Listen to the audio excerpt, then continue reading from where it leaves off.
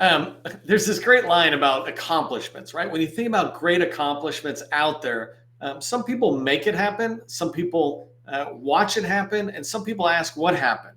And in government contracting and success, it's kind of the same thing, right? If you think about whether you're going to have success down there, you can make your success happen. You can watch success happen for others, or you can say, what happened?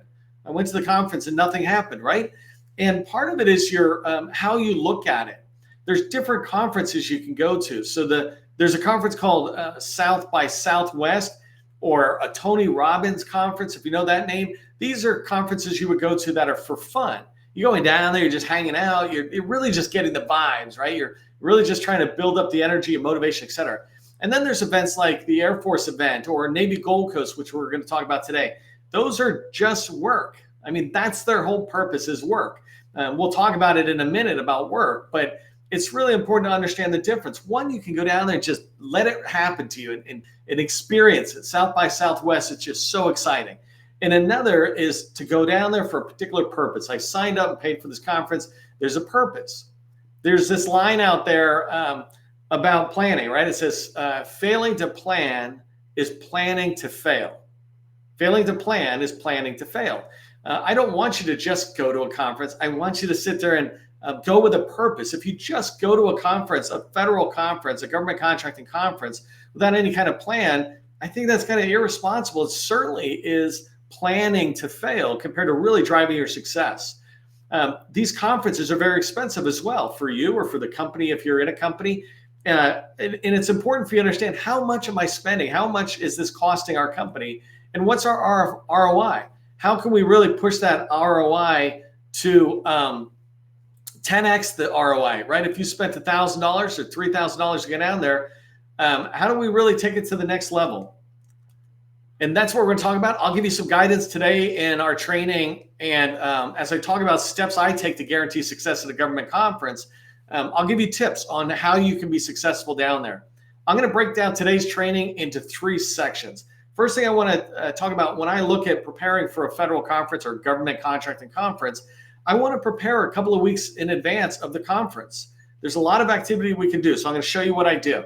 The next thing is at the conference, I want you to be able to maximize your chances for success at the conference, and I want you to maximize your time at that event, move with a purpose, if you will. And then the last thing I want to give you is just some really helpful tips if you don't go to the conference, right? Today I'm going to use Navy Gold Coast, which is out in San Diego. I'm going to use that as the example. But what if you're not going? You can take total advantage of the fact that the conference is happening. And I'm going to describe what you can do to have success in there. If you don't know who I am, my name is Neil McDonald. I'm the president of the GovCon Chamber of Commerce. I'm co-founder of GovCon in a Box. And I want to welcome you to my federal sales training, where I provide tips for success in the federal market. And I provide you an opportunity to network with others who are in the federal market, government contractors just like you. Sometimes even buyers are in the training. So make sure you're engaging with people and chat. I spent 20 years in the federal market as a small business owner. And since 2018, I've been teaching people like you that government contracting is not a secret. It's just a process. When we follow a process A to Z, we're going to have repeatable, predictable results. That's what I want for you. That's what I want for your company. If you haven't done so already, make sure you subscribe to our newsletter, Government Contracting Success Newsletter. It's the largest federal contracting newsletter on LinkedIn by far. It's easily double the size of others that are out there. And I've noticed the reason we keep growing is because we keep providing stuff that is of value to you. An example of one of the most recent ones is we tell you how to get into HHS and register really quick so you're where those buyers are looking when they want to find a company like you. So all of our content is around that same caliber. I looked back at 2-3-year-old issues, and none of them are out of date. You can go back and read the old ones, and they're still relevant today. The guidance is still relevant because we don't really provide guidance that only lasts like a week or 2 weeks. I use a different venue for that. The other thing is make sure you register for tomorrow's training. It's on government, it's on networking on LinkedIn, but for government contractors, right? And so I really want to give you tips on how can you engage federal buyers and other teammates on LinkedIn to begin to really build a strong network that's there for you. Make sure you register. We had over 100 people, I think, register for today's training. I think we've got over 100 people already for tomorrow's training, but make sure you get in there. It's a great way to network even before you go to the event. Last thing I wanted to point out is I just want to say congratulations to the companies that are in the 100 Club. We have 4 companies. I'm highlighting them a little bit, but hopefully they're in training and they'll track what I'm doing. These 4 companies, it's interesting the way we keep the 100 Club. By the way, if you don't know what that is, the 100 Club is for your federal visibility score that we have created on GovCon in a Box. It is basically saying how visible are we to federal buyers. We're not creating any new data. We're looking at what you already do and say this is how visible you are or you are not. And so out of 360,000 companies that are currently in DSBS, only 24 have a perfect 100 score. And in fact, 4 of them dropped since yesterday from 100 to 98. And the reason is because you need to go back in and update your profile on a regular basis so it doesn't get close to expiring. And so when I determined the calculation, I said, if you haven't registered or if you haven't updated your profile every 6 months, then I'm going to dock you by 2 points. And the whole point is to encourage you to go back and keep your profile up to date. This is where hundreds of thousands of buyers might come find you. You should make sure it's up to date every 6 months. It takes 15 minutes. But I'll change it a little bit. I think I'm going to change it from 6 months to 9 months, that if you've updated it in the last 9 months, you'll get full points for it. But really, your profile expires after a year. And so I'm just trying to kickstart you to go, hey, don't forget about it. We literally have had people who've used our tool, found out they're expired. When you're expired, you cannot win a contract. So this is not some casual thing I'm saying to you. It is one of those things that we sometimes forget because it is so small. SAM registration, DSBS. Just put it on your calendar. Go back to DSBS and SAM on your own and update it. You don't need me or anybody else to do that. So these companies, though, we're going to work with you, get you right back on the 100 Club tomorrow. And then I'll put you at the bottom so we highlight you again. All right, so let's dive into preparing 2 weeks out from a conference. When you're attending a federal government or federal market conference like Navy Gold Coast is coming up in 2 weeks, when you attend a conference like that, you want to make sure you're preparing several weeks out in advance to achieve success. Like I mentioned before, it's important that you set up a plan so you're not going to fail from a lack of planning. And so one of the first things I want you to do is determine what is your purpose or goal for going to the conference. Why did you sign up for this conference? What are you hoping to get out of it? You need to write that down. That is our objective from this conference. I want to make sure I measure that after the fact to make sure that I got the objective or hit the goal that I was looking for. But it also drives all my preparation. The next 2 are really important, and I'll talk about them, then I'll show you. But review a list of the speakers at the event you're going to. I'm going to show you how to do that, but you review a list of the speakers and you pick the ones you want to meet. Do the same thing with exhibitors. You might want to meet all of them, and if that's the case, that's fine, but then you want to rack and stack them, and I think I'll talk about that later. But look at the list of exhibitors, whoever's got a booth, and go, who do I really want to meet? The next tip for you, and I'll slow a little bit on this because I'm going to go back over and actually let me pause for 1 second and go show you what I'm talking about. So hopefully you can see my screen. I'm going to watch this for 1 second. I'm going to go in Navy Gold Coast. This is their conference. It's coming up in 2 weeks or the 19th, whatever that is, right? And I'm going to show you very quickly how I do exactly what I just said, where I go in, I look at the speakers, and I look at the exhibitors. So if I look at I look at the program, I can see sessions and speakers. So I'm going to click on this, and in here, I'm able to see, and for me, this is a kind of a fun view where I just start scrolling down, and I'll show you that. Hey, Voltron, they're AI-powered proposal writing right there. They're sponsoring this conference, apparently. But I can come in and begin to look at all of these events, and this is a pretty smooth way for me to do it because I can come down and see things like cadence, workforce, supply chain. That's not something I'm interested in, but I can see these people, right? And as I just keep scrolling, I'm going to go down a little farther until it starts like here, cyber track, cyber threat analysis. This is the FBI office if you're trying to get there. This is how you begin to identify people. Here from DCAA is Alicia Treiber. I'm sorry, I'm messing it up, but I can look and go, do I want to get into DCAA? Right? Is that somebody I might want to meet with? And now I've got their name and number, and I'm putting that down. And for 2 reasons. One is when I'm planning my event to go, I want to know, do I want to meet her right away? Is she my second tier contact? And you can do the same thing coming down, right? So as you start going down, you start finding more people like this guy here, a business development director at NSA. These guys are pushing out tools. NSA is in DOD, and they're really trying to push cybersecurity. Let me come back up. So one way to look at speakers is through the agenda. The other is you can just come here, and I think they have the full speaker list right there. And so here, I just go through everybody. I don't search for people. I look at every single person. I go, oh, look at that, Military Sea Lift Command. I want to find out who Jackie is. Maybe I want to go connect. She's the Office of Small Business Professionals, or excuse me, Office of Small Business Programs. It's basically, she's the OSDBU for the Military Sea Lift Command. And the same thing, I come down, I see Jose, and I'm like, no, I'm not interested in meeting somebody from El Camino College. I'm federal, and I'm looking for Navy, right? And so you go through this, but you find a ton of people. And I'll come back and talk about what to do, but the second thing to do. But the first thing is I just say, who do I want to meet with? Okay, let me come back to home really quick. And so I said, looking at speakers, let me get rid of that guy.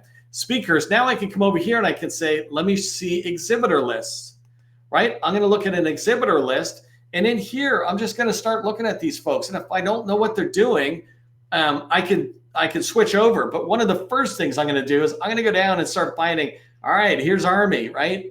If I come down, I'll zoom in a little bit for you. BAE Systems, I know they're large. I know we'd love to meet with them. So I'm going to hit them. I'm not interested in Bank of America business banking or whatever. And so I keep coming down. There's Bain Group. They're in our community here.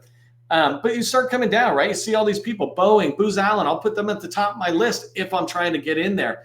But what I want to do is look at all these people. Let me come back to home. What I want to do is review the list of speakers, review the list of exhibitors, and identify who I want to meet with. But here's the kicker. 2 weeks out, I'm going to reach out to those people. I'm going to go find their names, numbers, emails. I'm going to go find them on LinkedIn. I'm going to reach out to them and try to connect on LinkedIn. Say, hey, I'm going to Navy Gold Coast. I'm excited to meet you there. Can we connect? If you're open, I like to say, if you're open to it, I'd love to connect with you here on LinkedIn, right? So the first thing I'm trying to do is to find all those people. What's your purpose for going to the conference? For me, it's always networking. Sorry, I got a little gnat here. It's driving me nuts. But going to the conference, right? It's really important to be able to meet people for me. And so I want to identify those people early, and then I want to reach out to them and see if I can establish a connection ahead of time. I've got 2 weeks out, and maybe you can even start 3 or 4 weeks out. You really start early, and you can have a chance to engage. The next thing I would highly recommend you do is post content. I know I put twice daily, and I know it sounds like a lot, but it really is not that much. You could do something as simple as reposting content on LinkedIn, right? So if I went to LinkedIn and I found a piece of content, let me see if I can do it really quick. LinkedIn. So let's see how fast live works for me. If I go to LinkedIn, I'm going to say I'm looking for Navy Gold Coast. And I'm just hitting that. We'll see what we get. And so I'm going to hit post right here. It's yay, I come up first. So if I come down, right, here's NAVFAC and Naval Facility Systems Command. And if I come in here, they're talking about what they're doing. Bianca Henderson's going to moderate a panel down there talking about it. And so I can do a couple of things, right? I can engage this content. See how nobody made a comment. I could put a comment going, bummed I'm going to miss this. Let me know if you're going or something. Let me know your favorite, what do I say? Your favorite outcome from the event. Something like that, right? And I'm commenting, right? Now I'm the only person who commented on the NAVFAC post, and they have, well, they're really small, actually. They have 793 followers, but I'm in their world, right? The other thing I could do if I was feeling generous is I could repost right here, right? So if I just repost it out, I repost it instantly. Don't bother adding a comment. You never want to add a comment because you break the chain. If I repost without a comment, like this bottom one, then it brings all of my network back to the Navy here. And that's good. That's just good social engagement. So I'm going to repost. It just reposted it out onto my profile. It took me that long. And so when I say in here, post content twice daily, it's not a big lift, especially if you're in sales. That's pretty much a full-time job. And the last thing is what I just showed you, engage with related content, right? So I got on there and I put a comment. That's what I mean by engaging. I might go in there and literally look for those exhibitors, et cetera, and see if they're posting, hey, we're going to the event, we're excited. This is networking. Sales is about networking and talking to people. And so you can go out there and find them 30 minutes a day, an hour a day. If you're going to the conference and you want success, then plan for success. A lack of planning will guarantee the opposite. Okay, so let's talk about maximizing your time at the event. One of the first things I said before, and I'm going to say it again, when you go into an event, you really need to know, why are we going there? What am I going there to get done? My objective.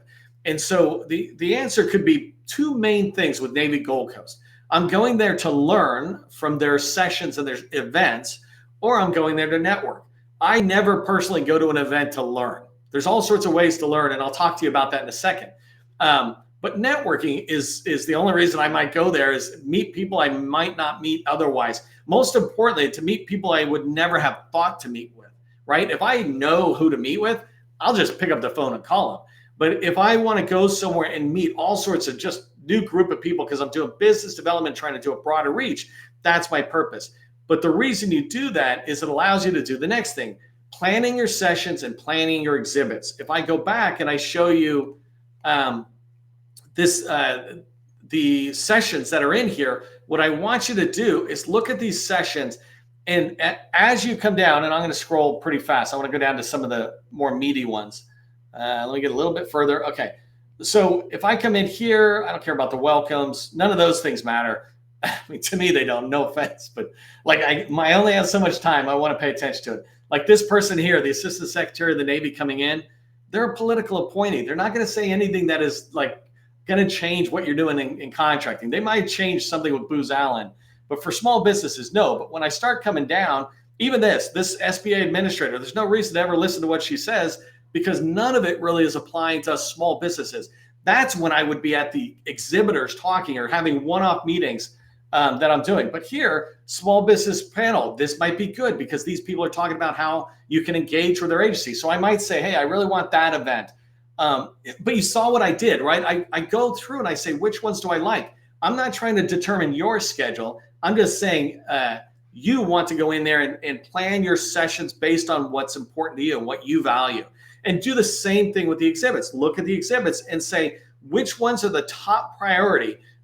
Because I want you to plan the hours that you spend at the event. You need to triage all of the exhibitors and say, there's 100 exhibitors. These 10 are my tier 1, must get in there, must build relationships, must have a follow-on coming out of it. These 30 or something could be my tier 2, and the rest of them are my tier 3 or high, medium, and low priorities. And the reason this is important, people often go to conferences and they'll just walk aisles. That's totally cool to do in the third hour. In the first 5 minutes when you get there, you go to the most important booth, then the second most important booth. And I don't care if the booth is here and over here. Don't rationalize it by saying, well, I'm going to go to booth 1 and then booth 7 because it's on its way. No. Booth 1 is the priority, and then booth 2 is the priority. Get over there. You want to meet those people fresh. I'm not talking about it too much today, but I've done a lot of other training about this where you want to meet them and then you want to come back maybe an hour later, and then you want to come back several hours later and say, hey, I'm just following up. Whatever it is, you don't want to bug them, but you want to take advantage of many of the people who work booths have a lot of downtime, and if you can catch them, you can begin to have conversations. But the first thing to do is to get in there and meet with them, and this goes into my second or this bullet, the fourth bullet. Don't sell. When you're at a conference and you're working the exhibitors in particular, no one's going to buy from you. No one. And so you don't want to sell. What you're there for is to get a commitment to have a meeting later. You know, hey, Booz Allen, even if you're trying to go after a large, it's great to talk to you guys. We're trying to get into the Air Force, or we do some stuff with the Air Force. We're trying to expand. We would love to work with you guys where you might participate on our stuff. We participate on yours. Whatever it is you say, hey, I get the conference is crazy. Would we be able to get together for a 30-minute meeting, right, to talk about some of the opportunities and the direction we're going? Would you be willing to do that? No one is going to stand there talking to you and say no flat out. They will say one of two things for the most part. They'll say, sure, sounds good. Let's connect after the conference, right? And then the second thing they might say is, well, that's not really me. You know, my colleague so-and-so does it. If they're nice, they'll make an introduction, they'll send an email, they'll give you the name, number, and email address. If they're not nice, they'll just tell you Sally Smith does it, right? And that's fine as well. But what you're trying to do is just get a commitment for a meeting. You're trying to get a follow-up, and that's when the relationship begins to start being built. If you come back a couple of times, and on those top priority ones, you'll really be able to build the visibility of you to them. The last thing is just make sure that it's okay to be able to connect with them on LinkedIn. It's my favorite thing to do. If you have business cards, fine, but people often run out of them and it's just running around. But modern selling is on LinkedIn. People are on LinkedIn, and even the people who are less engaged on LinkedIn are coming onto LinkedIn as they see federal buyers are on here. And so just ask them, hey, do you mind if I connect with you on LinkedIn? And if they say fine, and it's not overly crowded, goes, cool, pull out your phone and connect with them right there. Is that you? Yeah. All right. I sent you a connection request, right? And just connect with them. There's so much to be said for having a LinkedIn connection that enables you now to do so much more going forward. You're a first connection, no longer a second or a third. Last thing I want you to remember at maximizing your event, and I got this from my mentor, Zig Ziglar, who I never met, but in sales, he mentored me forever. Don't go to the evening stuff. Don't go to happy hours or any of that extra stuff. Almost always you're hanging out with your friends, but you're at a conference for work. This is the time to go back and call your family. If you got a family, this is the time to go back and take all those business cards and get them into your CRM now, not when you go back to the office. This is the time to send those LinkedIn connections. This is the time to get rest and come back first thing in the morning, just fired up, full of energy, so that you can keep maximizing your ROI from the event. Highly encourage you not to sit there and do any of that happy hour stuff. I know it's counter, but this is not for fun. This is for work, and you're there to build relationships, right? Okay. The last tip I want to give you the last few minutes, and this one's a big deal because this is one I do a lot. If I can't go to a conference, it's no big deal. I'll still be able to get out of that conference as much as anybody who goes to it. And it's just because of how I do this, right? And so similar to what I said earlier, I would look at the conference and I go, who are the people I wish I could meet? These speakers or these exhibitors. I might try to find some of the exhibitors and see if I see them out on LinkedIn talking about they're going to the event. But then I'm going to reach out to them and try to get a meeting. Hey, I'm not going to be at that meeting. I mean, I'm not going to be at Gold Coast, but I know you're going to be there. Any chance we can get 15 minutes for a quick intro call, right? But I'm using Navy Gold Coast because I know they're going to it. I just saw them on that, and I'm reaching out to them to try to get in. And so you don't even have to go to the event. You can just look at the event's details, find the speakers, find the exhibitors, and to be able to reach out. The other tip I really love is reaching out to last year's speakers or picking people randomly. So the first one, just last year's speakers. If I come in here, I can look right here and see 2023 presentations, right? If I come in here and I'm looking at last year's events, let me zoom in for a second, and I come down here, right here, doing business with MDA, right? That sounds really good. That's what I want to do. If I click on this, I'm seeing the slides and I'm seeing the Director of Technology Maturation.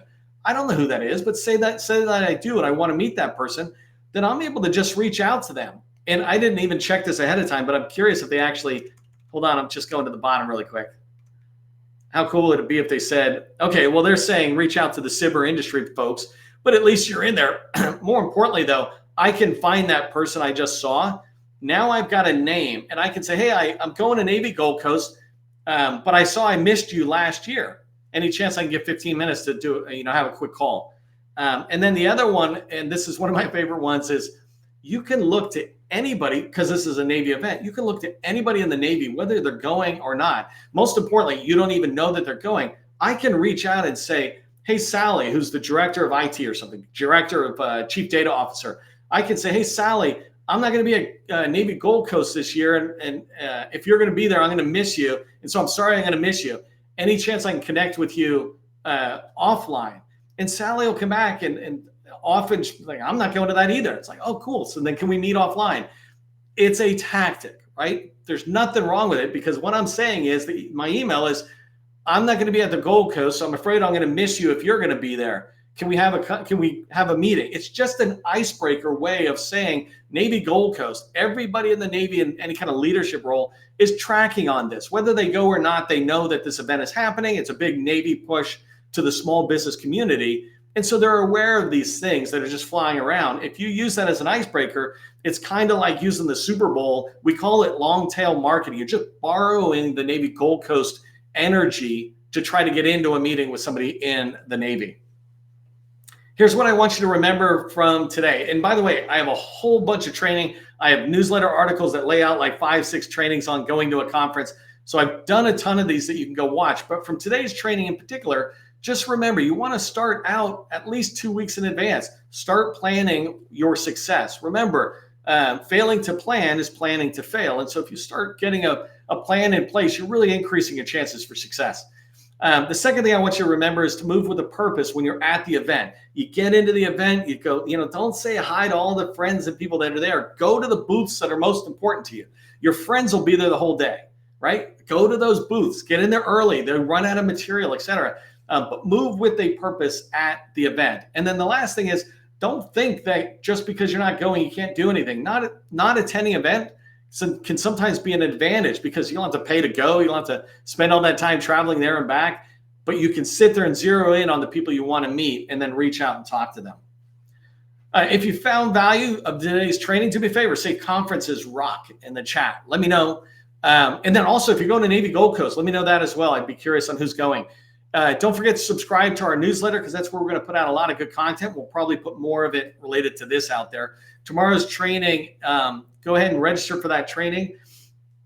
As you move forward, it's about networking on LinkedIn. And the last thing is, if you're interested in working with us, we have a BD Accelerator workshop. It is for companies over $1 million, right? So if you go to our site and you apply and you're doing under $1 million, I'm probably not going to accept it because I need you to be at a certain stage to be able to move forward. But it's a 90-day workshop. And if you have an interest in learning more about that, just put workshop in the chat.